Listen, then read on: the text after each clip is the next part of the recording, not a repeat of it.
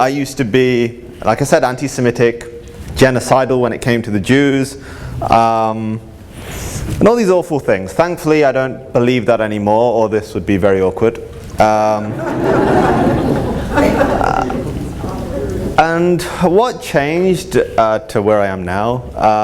It was a gradual process, but I'm going to explain a little bit about my background first, because I believe it's very relevant. Because with things happening today, with ISIS, with rising extremism within the Western world, look, I'm British. I was born in Britain. I lived in Britain for most of my life, and I was educated in Britain, but I was still able to develop these very extreme and radical views.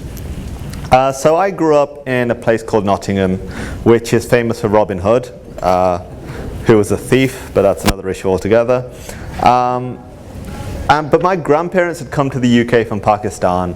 Very conventional immigrant story. They came for better educational opportunities for their children, better economic opportunities, and so on and so forth. My grandparents to this day are very observant Muslims, but they're not radical or extreme at all. When they came to the UK, they came to live in a free democracy, getting away from Pakistan, which is, a majority Muslim country. And I guess what's very common with most new immigrant communities, you settle in an area where you have people from your own community. It's familiar.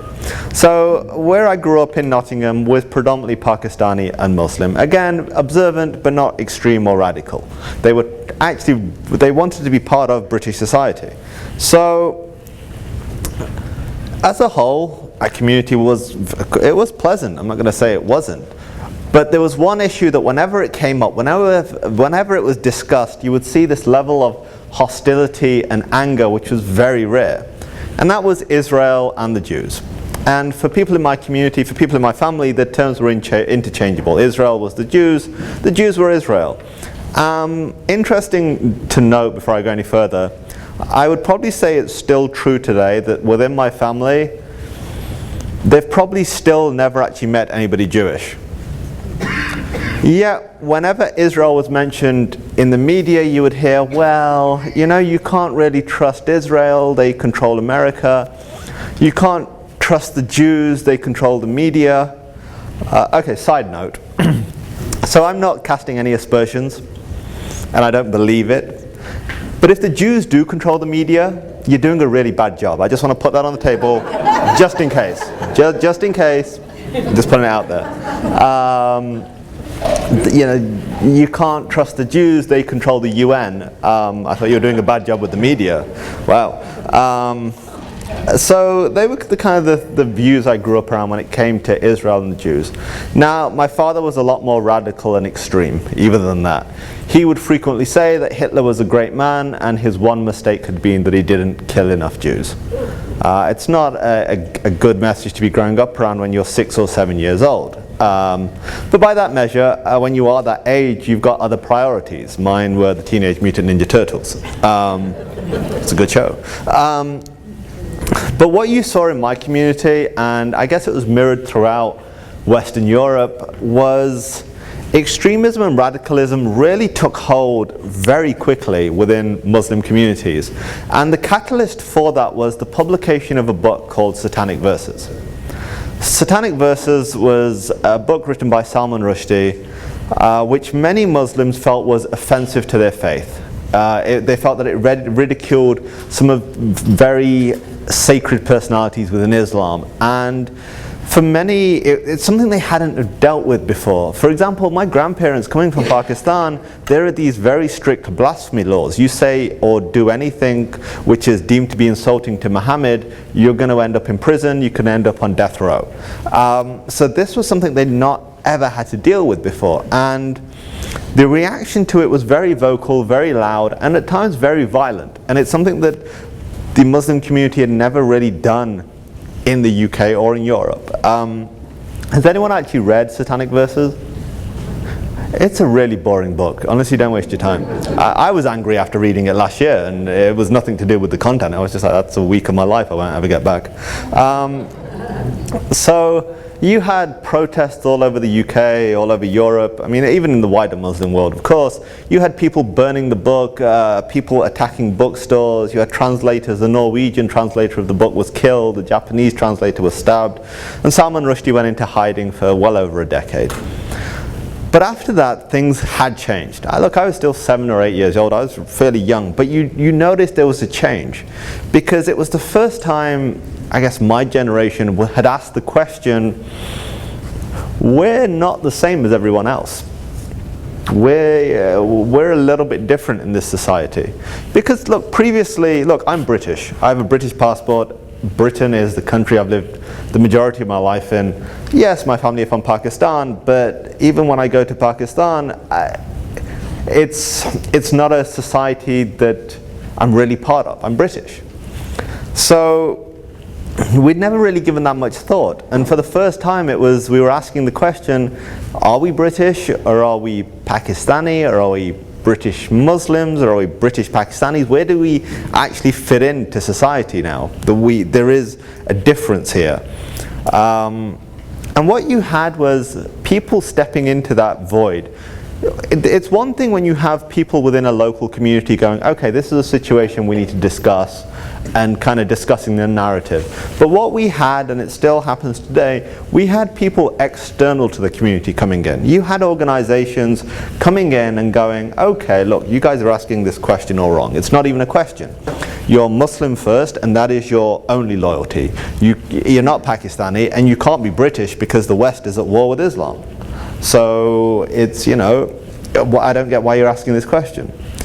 So, but the thing is, those groups were promoting a very radical stream of Islam. And it was the stream of Islam they were promoting would never have resonated with my grandparents, my parents' generation, because they'd seen it all before in countries like Pakistan. They had no interest. They'd left countries like Pakistan to get away from it.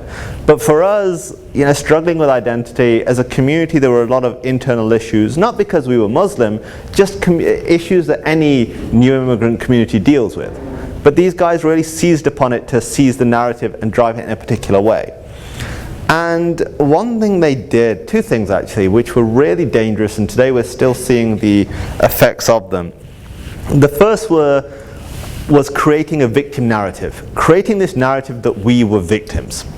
And look, I lived in Britain for a long time, 30 years. The only thing I was a victim of in Britain is probably really bad food. Other than that, my freedoms or anything were never restricted because of what I believed. But they created this narrative that, you know, you are oppressed in Britain because you're a Muslim, you have this against you in Britain, the society doesn't like you, so on and so forth. And it's dangerous because if you believe you're a victim when you're not, you will find ways to justify things that you never would in a normal situation. It's a really dangerous road to go down. The other thing, and this is still used today, that it's a very basic but very manipulative way of brainwashing, which most brainwashing is, the use of very graphic and emotive imagery. And when I say that you would have, because this is way before social media was a thing, thank God there was a time, they would hand out leaflets with images of dead children and so on and so forth, and have captions such as, this child was killed by Israel because she was Muslim, this child was killed in Kashmir by India because she was Muslim, so on and so forth. Now here's the thing. Why I mean it's kind of emotive and it's manipulative, because when you see an image like that, you approach it from an emotive aspect. Look, if I projected an image of a dead child onto the board behind me, your reaction is going to be shock, you're going to be horrified, you're going to be disgusted, because regardless of what you think politically or anything, children shouldn't be dying. It's just wrong. It shouldn't be happening. So your reaction to that is emotive. So you wouldn't ask questions you would about a normal, for example, if I showed you an image of a building, an empty building which had been blown up and went, this happened in Gaza, you're going to ask questions. You don't look at it from an emotive perspective because it's just a building, and if I say it was empty, you're going to go, is it from Gaza or is it from Syria? But when you see a dead child, you don't ask those questions. You just wouldn't. It would seem very dispassionate and almost heartless. But the problem is, and you saw in the last conflict actually, the last conflict Israel was involved in, you had images being circulated on social media, which were from Afghanistan, from Iraq and Syria, and they were being labeled as being from Gaza in the aftermath of Israeli airstrikes. I mean, Hamas actually put an image on their Twitter which was from a horror movie, Final Destination, and went, this was the aftermath of an Israeli airstrike. So the bad guys lose. The bad guys lie. Shocking. But yeah, so here's the thing. When they are promoting this narrative using those images, it's making you angry, it's making you upset. And then they can manipulate that to take it further. When they go, well, this matters to you, you should be doing something, it can take that anger, you can take that frustration you may be feeling because of things happening in your life which have nothing to do with your religious background, but they're saying, well, it is because of that. And that's when people are susceptible to a level of radicalization which is dangerous. But all of this happening didn't really resonate with me. It was in the background. Honestly, I didn't really care that much. What changed for me was in 2000. 2000, I went to Pakistan to visit family. And I went to visit family who live on the border with India. It's a small town. But it was the first time I had come face to face with an actual terrorist organization. That organization was Lashkar-e-Taiba. It's a Pakistani-based terror organization. Loosely translates to Army of the Pure. I guess it gained notoriety in the West after the Mumbai attacks, but in the subcontinent they'd been operational for a long time. Now, coming into contact with Lashkar-e-Taiba was multifaceted. One, they were very open, it wasn't hidden, they were recruiting very openly, their flags were flying everywhere, they were seen as heroes, and again their imagery and propaganda was very emotive, but of a different kind. It was violent, but I guess the only way I can explain it is, for me at that time it was seen as empowering.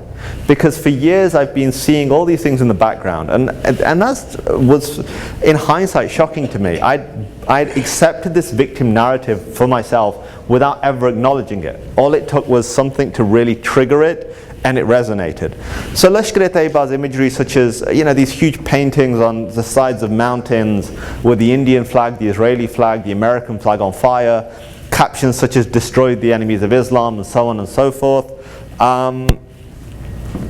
You look at those and instead of going, okay, these guys are crazy, you think, well, actually they're fighting back.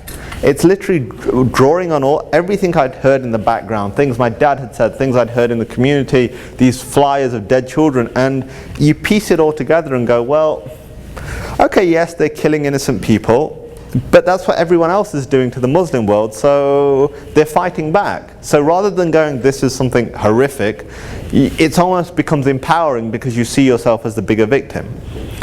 So when I went back to the UK, I started looking into Lashkar-e-Taiba, and they follow a particular stream of Islam which is very radical and intolerant of everyone, including other Muslims. It sees the world through this lens of us against them, and them is anybody who thinks differently, including other Muslims. And this isn't one of those "the Muslims are coming, run" speeches, because it isn't. I'm not running for the elections. No, sorry. Wow. That I never said. So I kind of looked into it, and it appealed, again, with this particular sect within Islam, Wahhabism, some call it Salafism. It's very dogmatic, very intolerant, and the other thing is it's very aggressive in propagating its ideas, even to other Muslims, because it believes it is the only true interpretation of Islam. And it appealed because it was so basic, it was simple. Where growing up being taught religion, it was very complicated, this was very simple. And it looked at everything through a very political lens rather than a spiritual lens. So I started being more kind of observant in that particular sect, but also something I noticed very quickly. When I was looking at different extremist groups within Islam, you had the Sunni groups such as Hamas, Al-Qaeda, Lashkar-e-Taiba, and then you had the Shia groups. Now, it's not exactly a secret that Sunnis and Shias don't really get on. They're the two major sects within Islam, and there's been a lot of bloodshed. There's 1400 years of bloodshed between the groups. It's not like I'm not going to go to their synagogue. It gets very violent. And here we have two groups which hate each other, but the one thing they all agreed on was this obsession with Israel and the Jews, that Israel and the Jews have to go. They have to be wiped out. So again, it was highlighting this, yes, there are major theological differences. Major, they don't even see each other as true Muslims, but on Israel, they all agree. So again, it was a bit of a beacon. But I would say, for me, there were two things which happened which took me from being, I guess, devout in a very intolerant theology to much more of an activist and almost more. So the first thing was 9/11. Because when 9/11 happened, I'd crossed a boundary in my own thought which was very dangerous. Because it happened, it played out in front of, the world's media. You saw people jumping from the 200-300th floor. You saw the buildings crumbling. You saw people screaming. It was horrific. But I saw that and I was still able to make a justification for it. I was able to go, look, this is horrific, this is awful, but I can understand why it happened. I can understand because of the way America acts, because of what America does, you can understand. I'd reached a point in my life where I was able to go, I can understand why 3,000 people were murdered going to work one day. It's not a good place to be. Also, the other thing that really stood out at the time was Israel again took center stage. Instead of people going, okay, we are fighting a very dangerous ideology. We are fighting a group which, Al-Qaeda, which wants to kill Americans or anybody who differentiates from them, who is killing Muslims in the Middle East, who are killing all these people. You had former presidents, analysts going, well, this is because of America's support for Israel. Which, one, is ridiculous because it completely discounts why Al-Qaeda was founded. Al-Qaeda's foundation after the Soviet-Afghan war had nothing to do with Israel. Al-Qaeda's founding document mentioned nothing about Israel till the second to last paragraph. The main gripe of Al-Qaeda and bin Laden was the presence of American troops in Saudi Arabia to repel Saddam from Kuwait. Nothing to do with Israel. But that again became the issue for many. And also the notion that America is being attacked for supporting the only democracy in the Middle East, I mean, that's another issue altogether. But also at that same time, 2001, 2002, you had the Second Intifada happening. And you had buses being blown up in Tel Aviv and Jerusalem on a daily basis. And I was hearing people from my community, outside, and just in general, condemning 9/11, rightly so, but they would not condemn terrorism against Israel. Again, for me, and these are people I didn't even agree with. These were people who I thought were way too moderate, who was way too conciliatory, but they would not condemn terrorism against Israel. There were, in many cases, justifications for it. So again, no matter what stage I was at in my radicalization, Israel was always standing out as something everybody hates. It's a bad thing. But for me, the single most radicalizing element of my life, I would say, was going to university. And I went to a British university. Because from day one you are bombarded with this anti-Israel narrative. And I use that term specifically. It is an anti-Israel narrative. People say, and I did, people claim to be pro-Palestinian. Okay, look, I claimed that I was pro-Palestinian for a number of years. But in all that time, I never said anything about Hamas using children as human shields. I never said a word about the brainwashing that happens of Palestinian children, treating them to hate. I said nothing about the millions of dollars which have disappeared in aid, which have gone into Hamas and Fatah's pockets. I said nothing about honor killings of Palestinians. But apparently I was pro-Palestinian. It's anti-Israel. The sole obsession is the demonization of Israel. It's nothing to do with the Palestinians. They're just a very convenient political slogan. So when I was at university, like I said, you're bombarded with this very targeted, strong anti-Israel message. One of my first days at university, I went to an event which made no mention of Israel, made no political mention at all. And for 20 minutes we were played this video which was essentially very graphic propaganda from the Middle East, very graphic images of checkpoints, people with limbs missing. There was no narration on this video, not a single word, and it ends with the caption, "What are you doing for your brothers and sisters in Palestine?" 20 minutes of very powerful propaganda, and that is the only context you have. It's emotive. It's to elicit an emotive reaction. For me, of course, it was nothing new. I thought, okay, this is fine. But for other people, it's their first week at university. Maybe they need some context. The head of the society came to the front and went, for those interested in joining, the reforms at the front, and left. Now you can argue, how does that 20, 25 minutes really impact someone? That's not enough to make anybody, take a certain position. Now, I have a cousin who went to the same university I did many years later. And look, she wasn't exactly the Galileo of the family, putting it mildly. She had no interest in politics, religion, or anything like that. We'd never had a single conversation on that basis, ever. One day she knocks on my door and really kind of angry goes, "Why are your people killing my people?" I went, "We're first cousins, we're kind of the same people. I mean, I've met our family, sometimes I could swing for them, but I've not killed anybody yet. And what are you talking about?" She went, "How can you support Israel when they're killing Muslims?" I went, "Okay, stop. Well, look, come in, let's talk about this. I don't know what you're talking about." She went, "Well, I saw this video," and I went, "Oh, okay.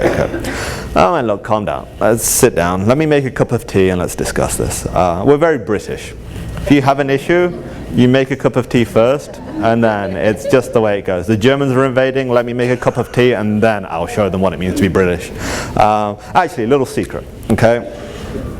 So, historically, if you guys had appreciated the value of tea in Boston, you'd all be British right now. But you decided that it'd be a good idea to throw a tea party, and, we all left very nicely, and now we're all friends. But anyway, so I discussed it with my cousin, and we kind of went over it. And I went, "Look, it's not that clear cut. It's not that black and white." But that's all it took. 25 minutes, 20 minutes. Somebody who'd had zero interest in the subject before was so angry they felt they had to confront the only person they knew who was supportive of Israel, which was me at the time. So when I was at university, I became very active, handing out leaflets. We were inviting anti-Semitic speakers. We're not talking just anti-Israel, anti-Semitic speakers to campus. We were holding really intimidating events, all sorts of things. And it's really interesting. So look, it's not something I admit proudly, but I was anti-Semitic. That was my real motivation. I hated Jews. And today, it's really interesting because I see they've rebranded anti-Semitism. It's ridiculous, but they've rebranded it. Today they call it anti-Zionism. Certain people have disagreed with me on this, and honestly I don't really care. Because I explain it really basically. Zionism, in very plain terms, is the national liberation movement of the Jewish people. It's the Jewish people calling for sovereignty, a return to their homeland, the right to determine their own future. As a unique people, the right to determine their own future, not be a minority in anybody else's state.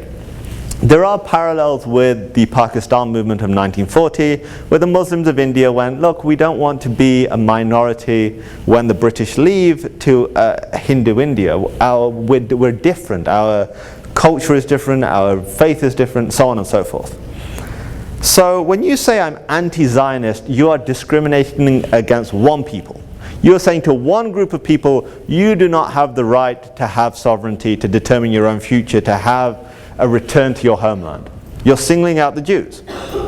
It's anti-Semitism. It's very plain to me.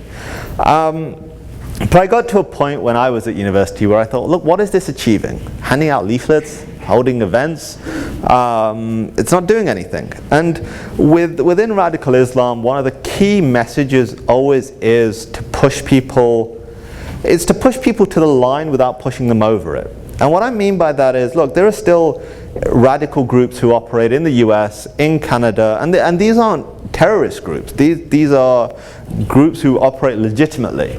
And the methods they use to get people angry, to get people motivated, they push people to the line without ever breaking the law. An example of that is I have a flyer from one organization. I can't remember for the life of me what this organization is. I'll have to have a look on my laptop. Where they have an image from Syria. The caption at the top says Syria. It has an image of a city which is essentially destroyed, and an image of a child who's probably 7 or 8 holding an AK-47, and the caption underneath says, "What's your excuse?" Nothing in that flyer tells somebody to go and fight. Nothing in that flyer tells somebody to go and join ISIS or Al-Qaeda or anything like that, or Al-Nusra. But what else is the message of that? So it's done in a very kind of, it's not even subtle, but it's legal. So I got to this point where I thought, look, this isn't achieving anything, and look, it's awful, but terrorism focuses the world's attention. It gets attention, whether we like it or not, and that obviously is one of the objectives of it. So I thought that's the way forward. I'm going to go back to Pakistan, go to one of these Lashkar-e-Taiba training camps that I saw, and then do whatever is going to be needed. Thankfully that didn't happen, so that's fortunate. And what changed, it wasn't overnight, it was a gradual process. And it started with me coming across a book called The Case for Israel by Alan Dershowitz. So I saw this book in a bookstore and I thought, okay, who would write a book called The Case for Israel? I was a student, so I knew everything. And I thought Israel is this racist, apartheid, everything which is wrong with the world, it's centralized with Israel. Who would try and write a case for it?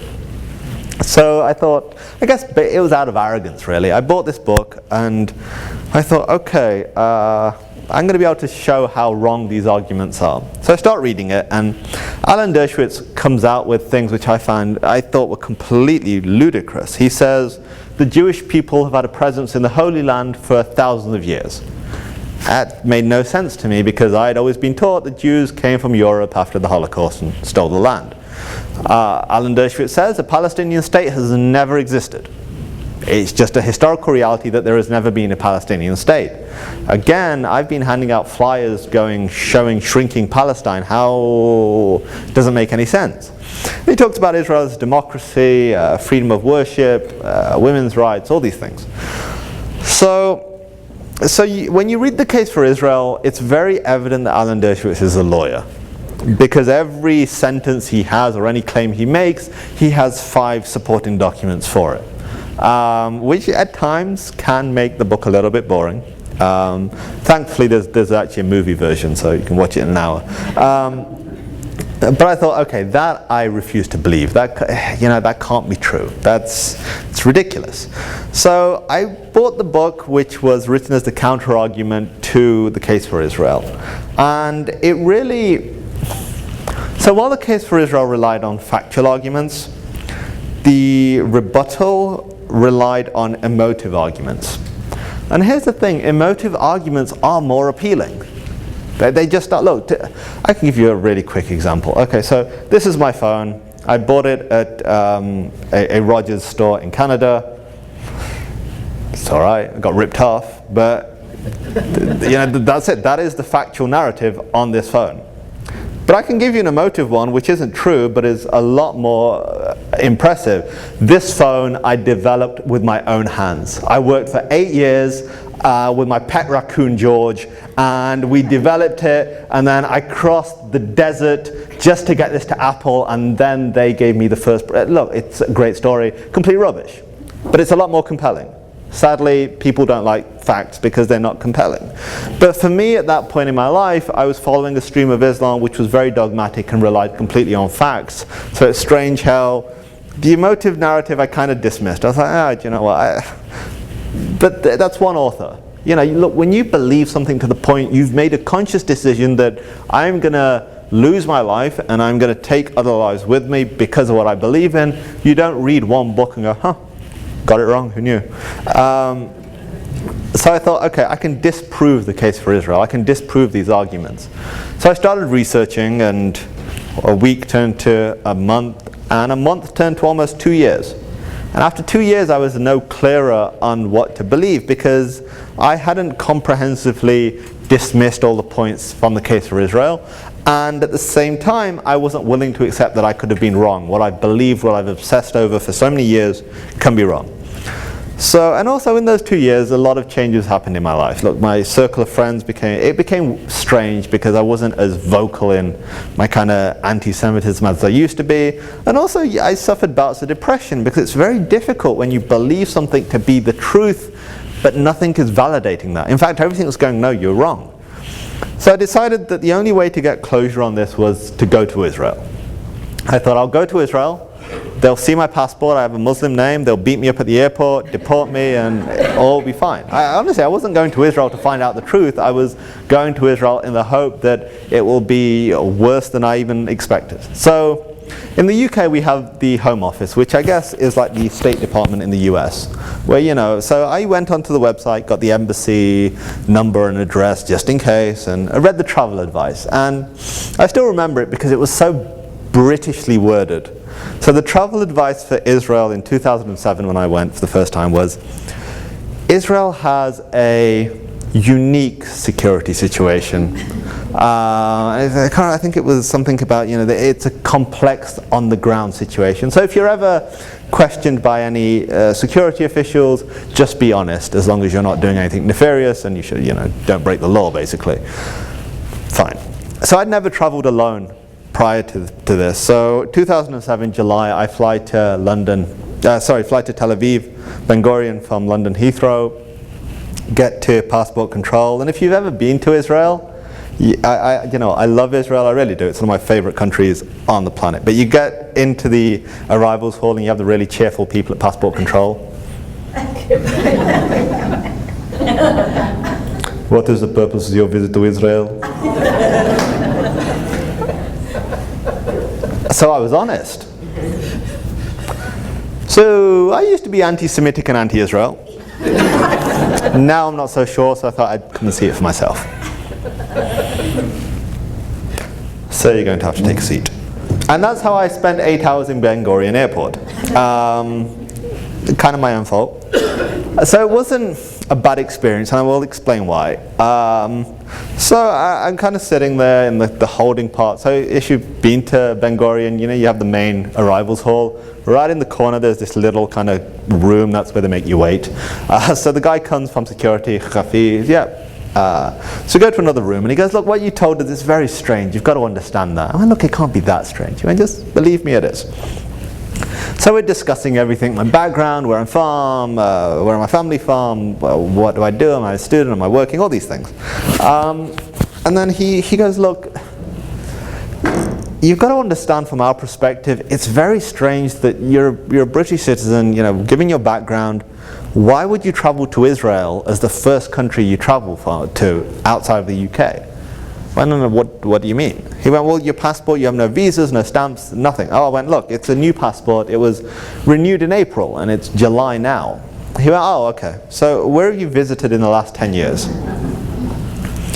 So I went to Pakistan. He goes, why?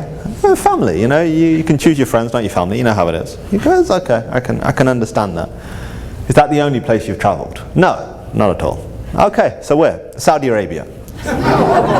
He goes, okay, I'll be right back, and walks out. So here's the thing. So living in Europe, it's very inexpensive to travel around Europe, and I've been to everywhere from Portugal to Lithuania. And this is just to give it some context. There are places I've been in Europe, Hungary was one that really stood out, where looking like this isn't really a good idea. And by that, I don't mean ridiculously handsome. No, I'm kidding. Not that egotistical. I mean, if you're brown, they ain't really down. So I've experienced racism. But honestly, to this day, I've never witnessed or experienced the racism I experienced in Saudi Arabia anywhere in the world. I mean, here I was going for a religious pilgrimage, and you saw, and it wasn't hidden, it wasn't subtle. The darker your skin, the more problems you're going to have. Look, to very quickly explain, when you go on a pilgrimage to Saudi Arabia, you don't just book a ticket and, you know, go on a pilgrimage. You have to go with a group, and that group leader has to be authorized by the Saudi Ministry of Pilgrimages. So we went with a group from my local community, mainly comprised of Indian, Pakistani origin Muslims, and a few Sudanese and Somalian origin Muslims. And literally at every single stop where they were waving people on, the Sudanese and Somalian origin Muslims were pulled out of the bus every single time. And when you're driving from Mecca to Medina, that's a long trip. It was just the level, I mean, they were even openly called by Saudi checkpoint guards, abd, which basically means slave in Arabic. And they saw nothing wrong with that. I mean, it was shocking, and that's not even going into religious discrimination in Saudi Arabia. And I'm not talking about Muslim and non-Muslim. If you are a Shia Muslim in Saudi Arabia, you're going to be harassed by the religious police constantly. And also, yeah, non-Muslims aren't allowed near Mecca or Medina, and there's all these other issues. But what I experienced was shocking. It was, I mean, honestly, it was awful. It was just not right. So here I'm in Israel, which I believe is this awful racist apartheid state. And look, 8 hours is a long time. But he was very apologetic. He went, look, you know, we have a unique situation here. No, he didn't say unique. He was very Israeli. So he was trying to explain, and he was very apologetic. And also he did something which I've come to kind of see as, you know, like you have TV shows and they have like good cop, bad cop. This guy did what I've started to call the good cop Jewish mother routine. And what I mean by that is he'd go, so where do you plan on going? I'm going to go to Jerusalem. Okay, where? Plan to go here, here, here. Okay, good. Would you like something to eat?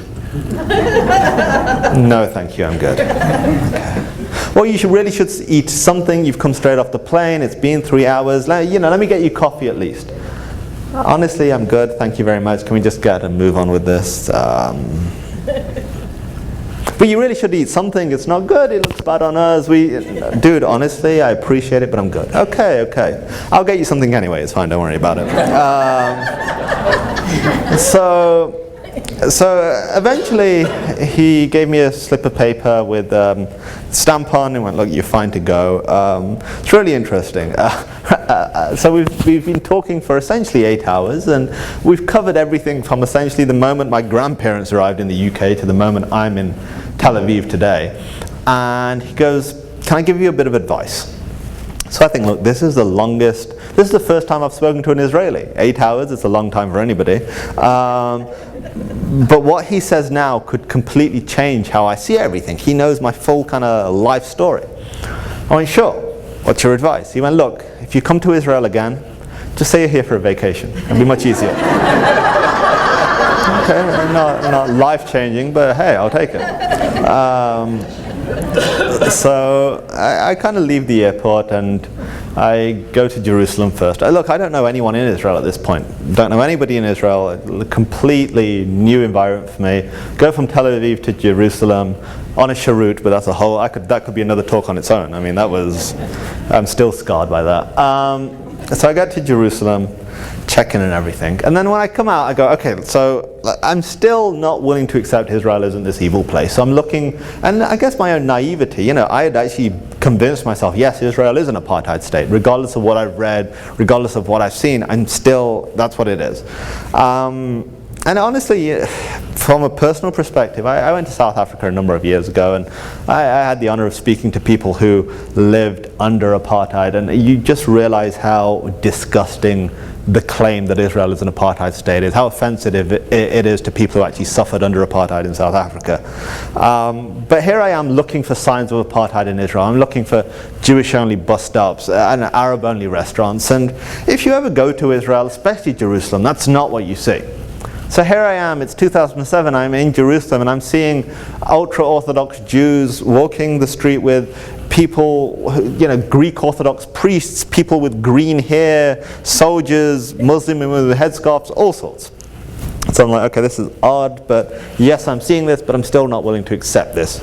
So I made an effort to speak to people. I spoke to people from, honestly, every community you can think of. I spoke to Arab Israelis, I spoke to Jewish Israelis, I spoke to Orthodox, Reform, secular, I spoke to Christians, Druze, all sorts. And the message that was really emerging was Israel is a very real country with issues like any country. The price of cottage cheese is a thing. I don't get that, honestly, but apparently it's a thing. I don't know. And I guess what was interesting for me was talking to really the minority groups, talking to Arab Israelis who go, look, yes, there are issues, but there is no other place we'd want to live. This is our home and we're very proud of it. Speaking to Druze who are basically this is the greatest place on earth. Here is a minority who have been persecuted throughout the Middle East.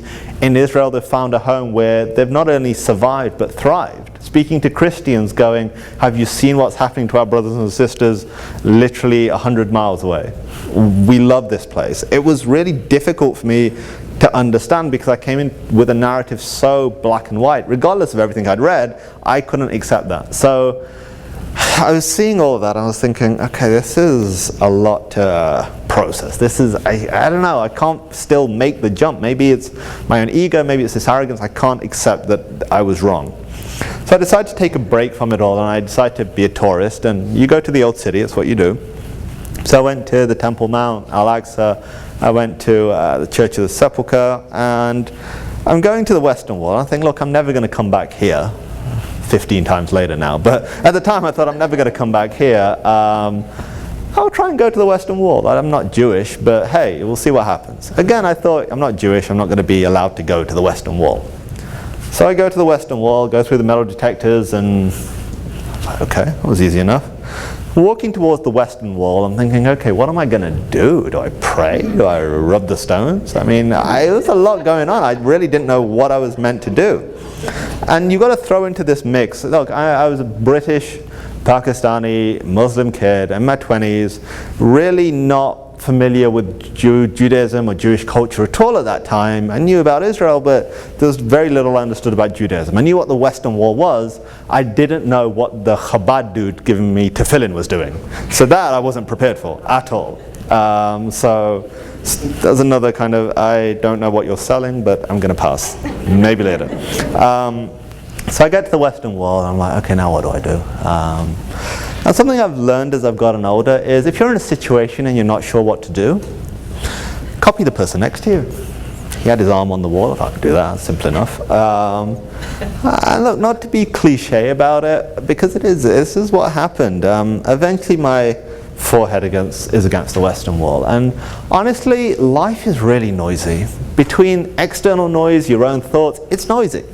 And I really had kind of a moment of clarity at that point where I was able to process things which had happened in this short space of time. I thought, okay, look, I'm in Israel. Here's a country I've hated. Here's a country where it's been an obsession, my hatred of Israel and the Jewish people. And I've met and spoke to people who are very ordinary, who are just trying to get on with life, who don't have any hatred for me. They just want to be left alone, or they want peace. That was the overwhelming message speaking to people in Israel. And these are people that I thought deserved to die. These are people I wanted to murder. When buses were being blown up in Jerusalem with pregnant women on, I saw nothing wrong with that. How did I reach that point in my life simply based on lies and propaganda that I thought the murder of innocents was okay? But what resonated even more was the wider context here. I thought, okay, here I am in Jerusalem, the heart of the Jewish world. Behind me, I have the flag of Israel, the white with the blue Star of David. It's 2007. No matter what happens from this point on, peace agreements, conflicts, terrorism, I don't know, Netanyahu being prime minister for another decade, whatever happens, there are 6 million who will never see this. There are 6 million Jews who were murdered in my continent, Europe, who prayed next year in Jerusalem, and they will never see the rebirth of a state which could have been the difference. Look, I completely reject any notion that Israel is a result of the Holocaust. It's a ridiculous argument, because it isn't. You know, it wasn't like the Jews woke up in 1945 and went, we need our own state. You know, you look at the Jewish liturgy next year in Jerusalem, the Jewish people have never left Jerusalem by choice. So that argument is null and void. But I do sincerely believe that Israel could have been the difference. Because here's the reality. Okay, so we've heard the phrase never again. Okay, we've heard that phrase. Really, post 1945, it gained a lot of prominence. Honestly, and this may not go down too well, I really don't like that phrase at all. It's a phrase I have a lot of contempt for, because I don't believe it means anything. You tell never again to the people of Bosnia. You tell never again to the people of Rwanda. You tell never again to Christians in Syria and Iraq. The world doesn't do anything. It sits there, goes, this is awful, holds a vigil, and everybody goes back to their day-to-day life. But for the Jewish people, they have one guarantee of never again, and that is the state of Israel. They have their home back. It's not, Israel isn't new, it's reborn. Because look, the reality is this. When Hitler came to power, when the Nazis came to power, they made no secret of what they felt about the Jewish people and what they would do to the Jewish people. It wasn't a secret. And the world powers, it didn't go unnoticed. They didn't do nothing. They did, for me, in hindsight, something worse. They held a conference in a place called Evian in France to discuss the issue of the Jewish people in Nazi-occupied Europe. And essentially what all these nations did, Canada, America, Britain, many others, many human rights organizations, essentially went, well, there's nothing we can really do. We can't really let any refugees into our countries. And there are these horrific images of ships full of German Jewish refugees getting to America, getting to Canada, getting to Britain, and basically told to turn around and go back. Go back to Hitler's Germany. Go back essentially to the gas chambers. Israel is the guarantee that that will never happen again. Whenever the Jewish people are in need, whenever they are in trouble, whenever it feels like this is it, Israel will be there. Be it in Ethiopia, where Israel flew thousands of Ethiopian Jews to Israel when they were under threat. Be it from the Arab world. When Israel came into existence, 1 million Jewish people were forced out of the Middle East simply because they were Jewish. They were told, leave. Israel was a few years old. Its economy was still struggling. It was still coping with the aftermaths of war. It didn't go, well, look, now's not a good time, maybe 10 years' time. It went, no, this is your home, come back. And what really resonated even more, and this has been more of an evolution in thinking. And I didn't notice this in 2007. I've noticed this as time has gone on. Israel represents survival. It represents the survival and the continuation of the single most important and significant story in human history. The story of the Jewish people. Without the Jewish people, we would live in a much darker world. And honestly, that's why I believe that, Dennis Prager once said that the bad guys, they always come for the Jews. Because, look, you may not agree, and this is just what I believe and what I've seen with my own eyes. Within the Jewish people, there is all that is intrinsically good. You look at society before the Hebrew prophets.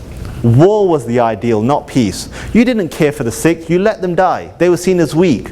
Education wasn't for everybody, it was just for the privileged. It was the Jewish people, the Hebrew prophets who went, no, this isn't the way to live. Peace is the ideal. Care for the sick, care for the elderly, care for the orphan. Education belongs to everyone, not just the privileged. And throughout human history, it's the Jewish people who have suffered for giving the world these incredible values. And look, the reality is this: without the Jewish people, without Judaism, there is no Christianity, there is no Islam. I always say at churches, John wasn't a Baptist, Mary wasn't a Protestant, and Jesus wasn't a Presbyterian. They were all Jewish.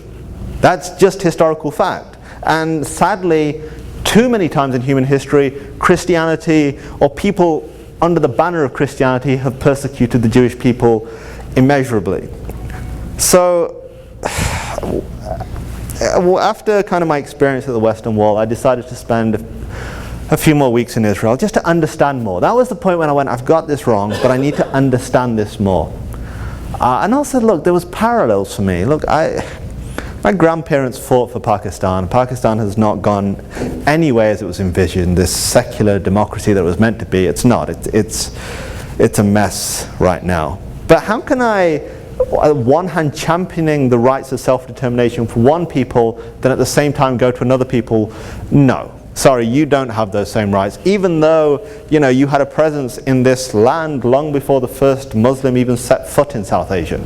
It's hypocritical in its own way. But I had a simple choice to make now. Do I go, I got it wrong, life goes on, what can you do? Or do I go, well, this is kind of wrong, what we're telling people, what we're being taught? For me, it was a really simple choice. I had to basically tell the truth. Look, next year is going to be 10 years since my first trip to Israel, and a lot has changed in that time. Look, me and my father haven't spoken, I think we're going on about 9 years now. I don't have much to do with my family. Me and my sister are close, we always have been, and she has changed her views drastically when it comes to Israel.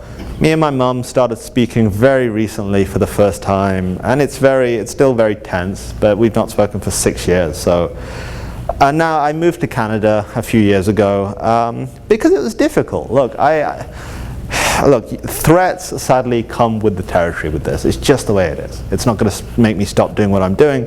But when you grow up in a place, when you call a place home for 30 years, and literally overnight that place stops being home, where you can't go to certain neighborhoods, where people who you used to hang out with now want to actually do you harm, where just going to work becomes a bit of a task because you have to just always look over your shoulder, I just thought this isn't how I want to live. And I like ice hockey, so Canada worked. And also every now and again I will get a very poorly spelt death threat, you know. I don't know, that's an indictment on people's anger or an indictment of the education system, but people just don't know how to spell. And I don't know, I think that I find that more offensive than the actual threats. If you're going to go to the effort of threatening me, at least spell check it. It's kind of just respectful, you know. It's, I don't know, I take that very personally. Today I work for Christians United for Israel, which is the largest pro-Israel organization in the US. We hit 3.2 million members recently. Would I change anything I've done? Would I change my decisions? Would I? No, of course not, because honestly this is the right thing to do. It was the moral thing to do, and for me there's no debate in that, because you've got to look at it from this perspective. Israel is a tiny country which per capita probably is making more of a difference for the good of humanity than any country on earth. When you have humanitarian disasters, be it Haiti, Japan, the Philippines, Israel is always there. This tiny country, which is roughly the size of New Jersey, is always there when somebody else is suffering to go, no, we're here to help. You talk about health technology, Israel is at the forefront. You talk about democracy, Israel is a democracy in the Middle East. You talk about religious freedom, Israel is the only country in the Middle East where the Christian population has grown, not declined or disappeared. Israel is the only country a Muslim woman is free in the Middle East, truly free. Yet this is the country that we're boycotting. This is the country that people daily are calling an illegitimate state, or it has no right to exist. From the Senate to college campuses, Israel is the country we're singling out. In Pakistan, you have a woman on death row because she wouldn't renounce her Christian faith. She's on death row on blasphemy charges. Her last appeal wasn't heard because the judge was essentially too afraid to hear it. Yet nobody's talking about cutting aid to Pakistan. Nobody's saying we should boycott Pakistan. You have Saudi Arabia where women can't drive. This is absolutely ludicrous but true. There are more women flying fighter jets in Israel than women are driving cars in Saudi Arabia. That's a fact.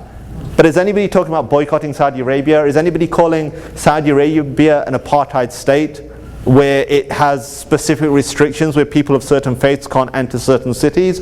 No, nobody cares. You have what's happening in Syria, you have all these awful things happening, but nobody cares. It's this obsession with Israel.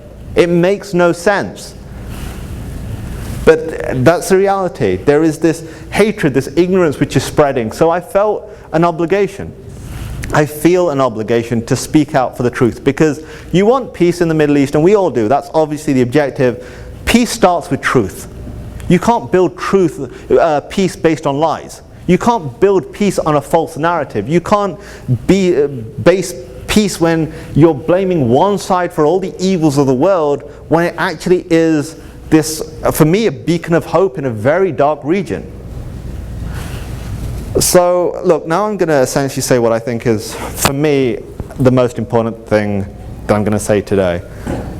Look, thank you, of course, so much for the Federation for hosting us. Thank you for everyone who's come here today. But the single most important thing now is, what are you going to do going forward? It's great, I go on, I'm going to be going to Jackson, Mississippi, I speak at a church tonight. This is what I do, and I'm really proud that I do. I feel honored. It's not even pride, it's more honored. I feel honored that I'm in a position where I can speak up for the state of Israel and the Jewish people. I can stand with them. That's what I do. But what are you going to do? Because every single person can make a difference. We always think that this is too big an issue. What difference can we make? Everything you do makes a difference. If it's having a conversation, you don't understand the level of ignorance there is about Israel. When I used to work at a college and I would say I'm going on vacation to Israel, they honestly, I'm not even kidding, they would visualize the opening scene from Saving Private Ryan. They would think I was going to Normandy 1945. There's that level of ignorance. If you have children or grandchildren, prepare them. Make sure, one, that they have a grounded foundation in Judaism and when it comes to Israel. Because honestly, and I speak to Jewish kids all the time, and they don't realize that they stand on the shoulders of giants. Their ancestors have changed the very direction of human history for the better, and they don't even know it. And when they get to college campuses, when they are attacked, instead of going, no, this is who I am and this is what I believe, they shrink away from it, which is understandable. And that is honestly the best thing you can do. Give them a sound foundation. Make them, if you can, take them to Israel. There are so many options too. And just don't be silent. All it takes for evil, for what is wrong in the world to triumph, is for people to remain silent because they feel that they can't do anything or somebody else is going to do it. Sadly, it doesn't work like that. And as a nation, America is facing many challenges today. You are having rising extremism. Radical Islam is an issue. And to say that isn't Islamophobic, to call that Islamophobic is stifling a discussion which needs to happen in the Muslim community desperately.